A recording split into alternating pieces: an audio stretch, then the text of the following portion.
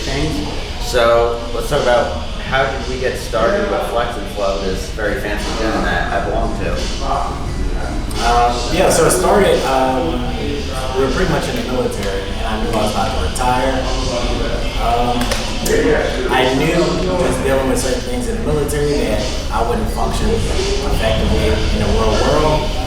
And I knew the gym was like my safe space and an outlet. So all stress, anxiety, depression, all of that stuff was out the door when I entered like a gym at my last place. So we figured, hey, we're gonna retire. Let's do that for actual veterans and military and people who are not military. Just a safe space and a place to just leave all the outside noise outside. Yeah, so the thing that I like about this gym is like smaller outlet, better culture. Like in my opinion, than like a lot of the corporate gyms that are like super big. It's like everybody in here is like super friendly and helpful and like very like judgmental. Like you could see like somebody who just started working out talking to somebody who's like doing pro shows. Like everybody's like pretty good in here with like building relationships. I think that helps too because like originally like I was like I don't know if I want to join one of those small gyms. Like I work out for leisure. This is like 2 years ago. I was just at LA Fitness. And then I was like, you know what? I was like, I just go for it. And then, you meet people. And then, like, I wasn't as big at the time. So I'm like, I'm kind of intimidated. Some of these guys' shoulders are bigger than my head, you know what I'm saying? And this is one of those gyms where it's like, you have your people that just are starting to get into working out. And they're just around the area. And then, those pros. So that's the thing I personally love about the gym, the culture here. That it's like very like inclusive like that. There's all different types of people. Yeah, and that was one way we wanted to ensure like we incorporated into the flow of the gym. Everybody has a goal. Everybody has an objective or a vision. It's gonna be different. This location is meant for anybody with that goal or vision to push towards it. Whether you're a bodybuilder, a mom that's postpartum, and you're just an athlete. So, let me ask you something. Serving overseas and stuff, and then being back here, were you on deployment frequently, or no? I had a couple deployments and a couple, like what they call temporary duty locations. The same for like my wife, that's kind of how we met. We met in Korea. The bulk of my career, 9-8 years, was some type of training or overseas. Interesting. So, overseas, you come back here, literally you're sitting down at like a kitchen table one night and you're like, I'm going to start this, like I'm going to go for it. Like, this is what I want to do when I'm out. Well, I remember when you came back from one of your deployments is when you start competing, right? Yeah. So I thought you told me someone overseas kind of put that bug in your ear to start competing. Back in 2014. Yeah. So that seemed like where it all stemmed from. Yeah, it kind of did stem from that. And it was like a deployment in Iraq, and it was like working 13, 14 hours, and then like training for like 3 hours. So no sleep. Don't know how we got through it, but it was people in the gym there that was like, hey, you have potential. And that potential led me to practicing bodybuilding, which led me down understanding more about fitness and health, which in turn, as we knew we wanted to open a gym, kind of site surveying like other locations. Yeah, so talk about like the location hunt. Like what was that like for you? How long did that take? I was still in 8 months or so? Yeah. Because we originally came from Oklahoma. So we were in Oklahoma before we came to Tampa. I knew I wanted to be in Tampa because I was stationed at McDill back in 2008, 2012. So I always knew I wanted to come to Florida. You hear that, right? She wanted to come to Florida. Right, Tampa specifically because of the weather, of course. But yeah, I think in last year, 2024, in August, so when we started. I'll back you up. Yeah. She was like, 20 years, you're about to retire. That's what she told me. So we need to figure out a location of where we're going to retire to. So I was like, all right, well, bet, let's make it easy. Let's make it safe. You pick 5 cities, I pick 5 cities. The top city, that's where we're gonna go. Yeah. I gave my list. Yeah. We ended up with Tampa. Okay. And then 2 months later, she was like, hey, I purchased a house in Tampa. I still got like 2 years left in the military. Yeah. So she purchased a house here, moved here. I'm still in the military, so I had to stay in Oklahoma. So every time I flew down here, was looking for a space. I looked at over like 40, 50 spaces. Yeah. And I had to fly on my days off. I had to fly back here, look at locations, and then I had told the realtor, I was like, yo, I'm done. Like, I need a break. Yeah. Because it was like 6, 7 months. He called me back. He was like, hey, I need you to fly out here. There's a location, and you're gonna love it. And it was pretty much turnkey, so we didn't have much to do. When You didn't have like no renovations to do in here? We had some. We did. We had some, but it was like not a full major reno. Okay, nice. Well, you know, what date did this open originally? Because I was like only remember 2 months ago. September, right? We had a soft open in September 9th. Okay. Okay. But we didn't have all of the equipment here yet.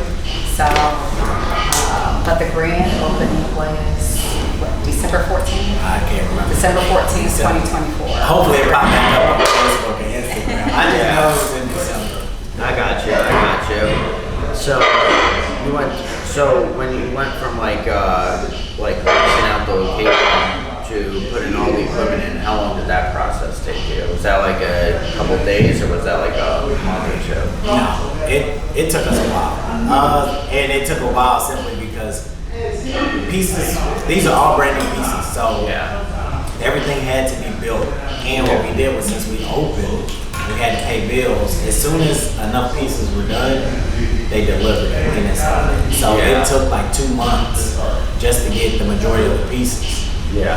Once we got the majority of the pieces, we had to make sure like the members liked and enjoyed the equipment. And then as they started using the equipment, the actual equipment was being finalized, so we started replacing it. That's the gold pieces that you see. That's why people were like, hey, like you had equipment for like 2 months, 3 months. Those are like fill-in pieces until like the actual pieces are done. No, absolutely. Like the premiere pieces are so nice too. That's like one of the things that like I was just like, wow, when I came to this gym, you know, I was like, you know, it just catches your attention, and it's like they look like Transformers. Yep. You know. So I think that's a super special thing. But like, let's talk about the recovery for a little bit. We didn't get into yet. Is the recovery room like, you know, like tell them about what you got in there, because I know it's something not a lot of gyms are currently offering. That's like, for me, that was a separator. You know. We call it a gym because that's what people know it as, a gym, but it's actually a health complex. And in the military, I was always in physical therapy. I was always being treated for some type of injury or pain. And that's time consuming. So I wanted a facility that was convenient. So when I was on physical therapy, chiropractor, they would hook us up to different devices. It kind of started down that rabbit hole. And then I actually kind of was like, LeBron James has been like, his longevity has been crazy. Like what does he do? So I started researching that, the stuff we could afford. I started putting in here. So one of the top ones is the hyperbaric oxygen chamber. So you got it seated, you go to sleep, you watch movies. You've got a seated hyperbaric chamber where if you want to work, you can work in there. A lot of gyms have the cold plunge. We have that, but you have the cryo chamber too, so a lot more convenient. You don't have to shower. You can just hop in, freeze 3 minutes, pop out. Red light therapy, infrared saunas, neuromuscular stimulation, vibroacoustics therapy, sub-zero cryo gun, so we can actually treat certain specific injuries for body parts or the entire body itself. So a bunch of stuff. A bunch of stuff. Yeah, no, that is what separated it for me.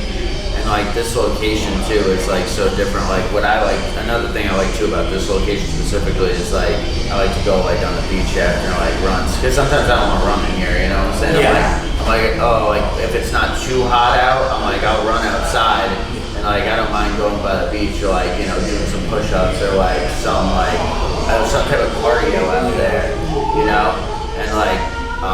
The last time I was here, I just went straight into the water. I was like, I feel like going to the water after the gym. I was like, that's super nice too. So it's like kind of like, do you like real like beach body, pun intended, like gym, so that's another super cool thing about this location. But the room we're in right now, the posing room, let's talk about this because certain gyms have posing rooms, but this one's just, to me, has the best lighting and the best mirrors.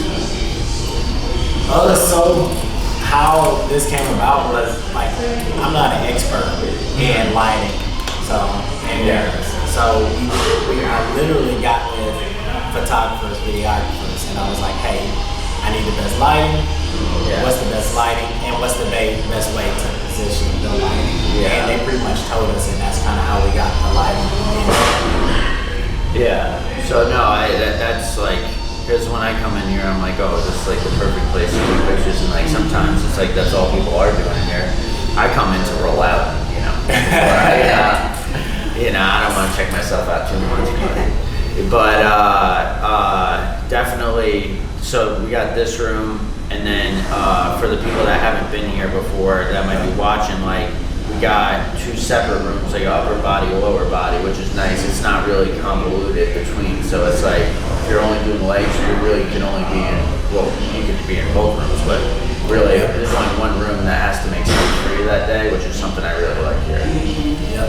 Because then it allows you the flexibility to move around a little bit more.